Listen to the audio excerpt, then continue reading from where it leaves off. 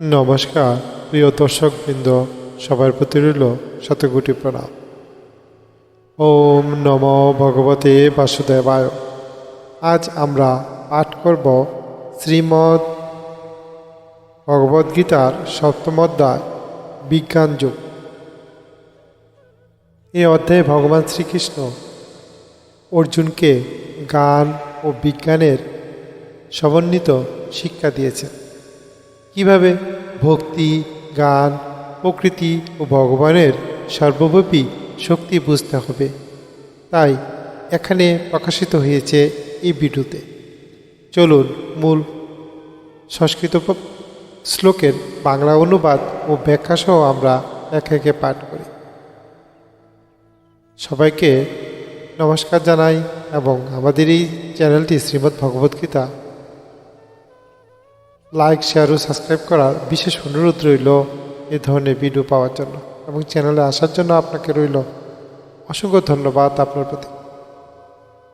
অনুবাদ: শ্রী ভগবান বলেন, হে পার্থ, আমাতে আসক্ত চিত্ত হয়ে আমাতে মনোনিবেশ করে যোগ অভ্যাস করলে কিভাবে সমস্ত সংশয় থেকে মুক্ত হয়ে আমাকে জানতে পারবে তা শ্রবণ করো। 2. দ্বিতীয়তম শ্লোকে বলা হয়েছে, আমি এখন তোমাকে বিজ্ঞান সমন্বিত এই জ্ঞানের কথা সম্পূর্ণভাবে রূপে বলবো। তা জানা হলে এই জগতের আর কিছুই জানবার বাকি থাকবে না বা অজানা রইবে না। শ্লোক 3. হাজার হাজার মানুষের মধ্যে কদাচিৎ কোনো একজন সিদ্ধি লাভের জন্য যত্ন করেন, আর সেই প্রকার যত্নশীল সিদ্ধিদের মধ্যে কদাচিৎ একজন আমাকে অর্থাৎ আমার ভগবৎ স্বরূপকে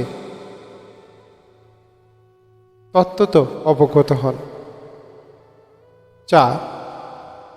ভূমি, জল, বায়ু, অগ্নি, আকাশ, মন, বুদ্ধি ও অহংকার, এই 8 প্রকারে আমার বিভিন্ন জড় প্রকৃতি বিভক্ত। শ্লোক 5.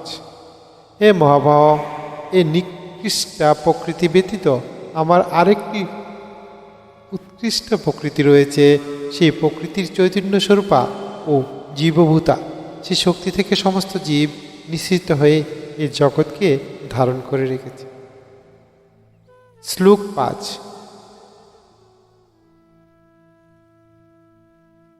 শ্লোক 6. আমরা এই উভয় প্রকৃতি থেকে জড় ও চেতনা সব কিছু যে উৎপন্ন হয়েছে তা বুঝতে পারি। অতএব নিশ্চিতভাবে জেনে রাখো যে আমি সমস্ত জগতের উৎপত্তি ও প্রলয়ের মূল কারণ। শ্লোক 7. হে ধনঞ্জয়, আমার থেকে শ্রেষ্ঠ আর কেউ নেই। সূত্রে যেন মনীসমূহ গাথা থাকে, তেমনি সমস্ত বিশ্বই আমাতে ওতপ্রোতভাবে অবস্থান করে। শ্লোক 8. হে কন্তেয়, আমি জলে রস, চন্দ্র ও সূর্যের প্রভা, সর্ববেদের প্রণব, আকাশের শব্দ ও মানুষের ঔরস। শ্লোক 9. আমি পৃথিবীর পবিত্র গন্ধ, অগ্নি, তেজ, সর্বভূতের জীবন ও তপস্বীদের তপ। শ্লোক 10. হে পার্থ, আমাকে সর্বভূতে সনাতনের কারণ বলে জানবে। আমি বুদ্ধিমানের বুদ্ধি ও তেজস্বীদের তেজ। শ্লোক 11. হে ভারতবর্ষ, আমি বলবান, কাম ও রাগ বিবর্জিত বল এবং ধর্মের অভিরুতি কামরূপে আমি প্রাণীগণের মধ্যে বিরাজমান। 12. সমস্ত সাত্ত্বিক, রাজসিক ও তামসিক ভাবসমূহ আমার থেকে উৎপন্ন হয় বলে জানবে। আমি সে সকল অধীন নই, কিন্তু তারা আমার শক্তির অধীন। শ্লোক 13. সত্য, রজ ও তম, এই 3টি গুণের দ্বারা মোহিত হওয়ার ফলে সমগ্র জগৎ এই সমস্ত গুণের অতীত এবং অব্যয় আমাকে জানতে পারে না। শ্লোক 14. আমার এই দৈবীয় মায়া ত্রিগুণাত্মিকা ও দূরতিক্রমণীয়া, কিন্তু যারা আমাকে প্রপত্তি করেন তারাই এই মায়ার উত্তীর্ণ হতে পারে। শ্লোক 15. মূঢ় নরধাম, মায়ার দ্বারা যাদের জ্ঞান অপহৃত হয়েছে এবং যারা আসরিক ভাব সম্পন্ন সেই সমস্ত দুষ্কৃতীরা কখনো আমাকে শরণাগত হন না। শ্লোক 16। হে ভারতশ্রেষ্ঠ অর্জুন, অর্থার্থী, জিজ্ঞাসু, জ্ঞানী, এই 4 প্রকার পুণ্যকর্ম মা ব্যক্তিগণ আমায় ভজন করেন। শ্লোক 17। এই 4 প্রকার ভক্তদের মধ্যে নিত্যযুক্ত আমাতে একনিষ্ঠ তপস্বী জ্ঞানী শ্রেষ্ঠ। এই 4 প্রকার ভক্তদের মধ্যে নিত্যযুক্ত আমাতে একনিষ্ঠ তত্ত্বজ্ঞানীই শ্রেষ্ঠ, কেননা আমি তার অন্তত প্রিয় এবং তিনিও আমার অন্তত প্রিয়। শ্লোক 18। এই সকল ভক্তরা সকলেই নিঃসন্দেহ মহাত্মা, কিন্তু যে জ্ঞানী আমার তত্ত্বজ্ঞানে অধিষ্ঠিত, আমার মতে তিনি আমার আত্মাস্বরূপ। আমার অপকৃত সেবায় যুক্ত হয়ে তিনি সর্বোত্তম গতিস্বরূপ আমাকে লাভ করেন। শ্লোক 19। বহু জন্মের পর তত্ত্বজ্ঞানী ব্যক্তি আমাকে সর্বকারণে পরম কারণরূপে জেনে আমার শরণাগত হন, সেরূপ মহাত্মা অন্তত দুর্লভ। শ্লোক 20। জড় কামনা বাসনার দ্বারা যাদের জ্ঞান অপহৃত হয়েছে তারা অন্য দেবদেবীর শরণাগত হয় এবং তাদের সই স্বভাব অনুসারে বিশেষ নিয়ম পালন করে দেবতার উপাসনা করে। শ্লোক 21। পরমাত্মারূপে আমি সকলের হৃদয়ে বিরাজ করি। যখনই কেউ দেবতারূপে পূজা করতে ইচ্ছা করে তখনই আমি সেই ভক্তিতেই তাতেই অচল শ্রদ্ধা বিধান করি। শ্লোক 22। যে ব্যক্তি শ্রদ্ধাযুক্ত হয়ে সেই দেবতার আরাধনা করেন এবং সেই দেবতার কাছ থেকে আমারই দ্বারা বিহিত কাম্য বস্তু অবশ্যই লাভ করবেন। শ্লোক 23। অল্পবুদ্ধি ব্যক্তিদের আরাধনার লব্ধ সেই ফল অস্থায়ী। দেবোপাসকগণ দেবলোক প্রাপ্ত হন, কিন্তু আমার ভক্তের আমার পরমধাম সেই পরমধাম প্রাপ্ত হন। শ্লোক 24। বুদ্ধিহীন মানুষেরা যারা আমাকে জানে না মনে করে যে আমি পূর্বে অব্যক্ত নির্বিশেষ ছিলাম, এখন ব্যক্তিত্ব পরিগ্রহ করেছি, তাদের অজ্ঞতার ফলে তারা আমার অব্যয় ও সর্বোত্তম পরম ভাব সম্বন্ধে অবগত নয়।